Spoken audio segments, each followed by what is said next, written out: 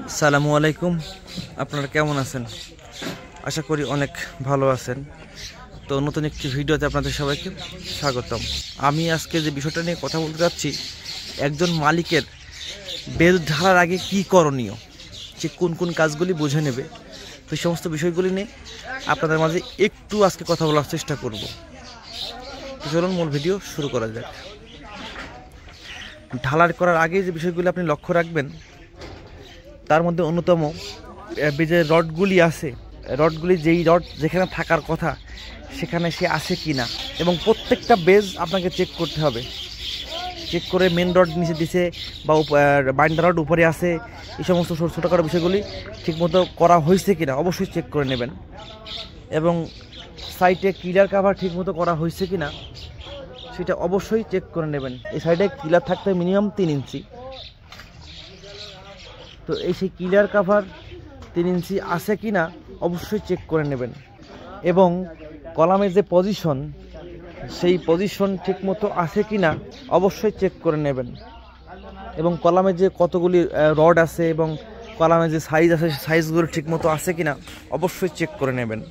এবং ঢালাইয়ের আগে যে সিসি ব্লক, এই ব্লক তারা দিয়েছে কি না সেটা অবশ্যই চেক করে নেবেন।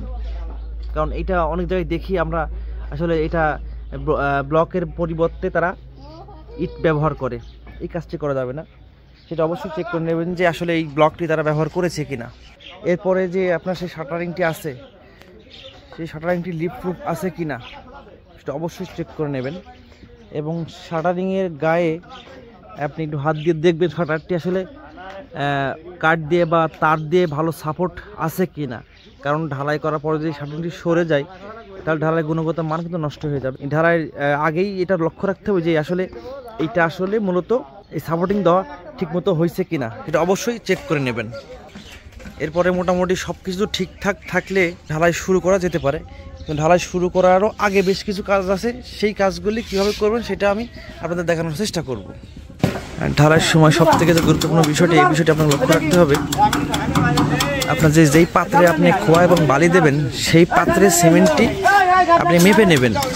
আমার ঢালাই রেশিও আছে 4:1, তো সেই ক্ষেত্রে এখন আমরা যেই পাত্রে আমরা খোয়া এবং বালি দেবো সেই পাত্রে আগে সেটা মেজারমেন্ট করে নেব যে আসলে 1 ব্যাগ সিমেন্ট সেটা কয় পাত্র হয়, সেই অনুযায়ী আমরা ঢালাইয়ের খোয়া এগুলা দেওয়ার চেষ্টা করব।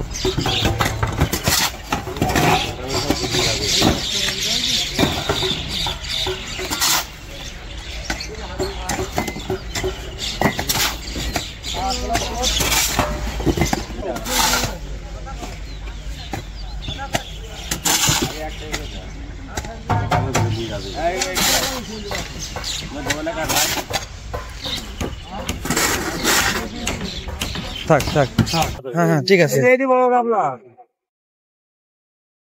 আমার সিমেন্ট 1 পাত্র একটু বেশি হয়েছে, তো যদি 1 পাত্র হইতো তাহলে পরে আমরা 4টা খোয়া, 2টা বালি এবং 1 ব্যাগ সিমেন্ট দিতাম। যেহেতু 1 পাত্রের একটু বেশি হয়েছে, তো সেই ক্ষেত্রে 5টা খোয়া দেব এবং 3টা বালি দিব।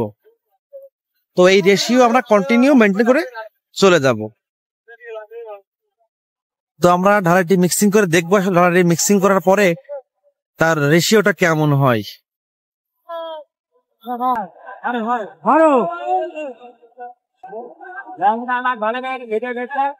ঢালাইয়ের রেশিও মনে হচ্ছে ভালোই হচ্ছে, তো আমরা এটাই কন্টিনিউ করে যাব।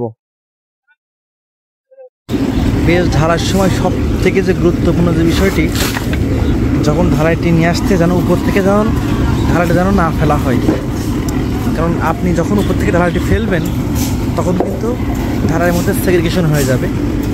তো সেগ্রিগেশন মানে খুব একটি খারাপ একটি বিষয় বা খুব একটি খারাপ একটি কাজ, এই কাজটা কোনো করা যাবে না। এবং ঢালাইয়ের দেওয়ার পরে লেয়ারে সুন্দর করে আপনাকে ভাইব্রেটিং করতে হবে, এটা অত্যন্ত গুরুত্বপূর্ণ একটি বিষয়।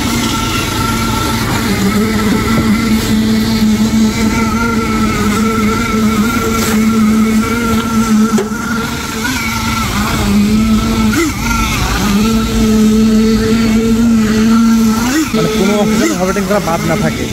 খুব সুন্দর করে ভাইব্রেটারিং করতে হবে। ভাইব্রেটার করার সময় লক্ষ্য রাখতে হবে যেন একই স্থানে বেশি সময় ধরে যেন ভাইব্রেটিং না করা হয়, তাহলে কিন্তু স্পেসিফিকেশন হয়ে যাওয়ার সম্ভাবনা আছে।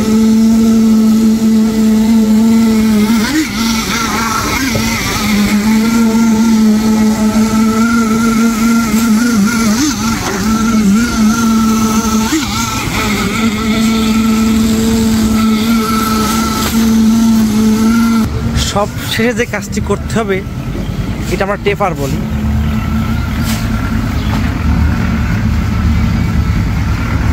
তো এই টেপারটি সুন্দর করে আপনাকে ফিনিশিং নিয়ে আসতে হবে। তো আমাদের আসলে টোটাল ফিনিশিং এখনো হয়নি, আর একটু ফিনিশিং বাকি আছে। এই ফিনিশিং আনা হয়ে গেলেই তাহলে মোটামুটি আপনার বেস ঝালাটি কমপ্লিট হয়। আমরা খুব ভালোভাবে সাপোর্ট দিচ্ছি, দেখেন কোথাও কোনো বাঁকা হয়নি। তার বাঁকা হলেই কিন্তু ঢালার মানে যে কাজটা, সেই কাজের কোয়ালিটি অনেকাংশে খারাপ হয়ে যাবে। দেখছেন একেবারে স্ট্রেট আছে আমাদের যে বেজের যে শাটারিংটি আছে, সেটা কিন্তু এতটুকু বাঁকা হয়নি।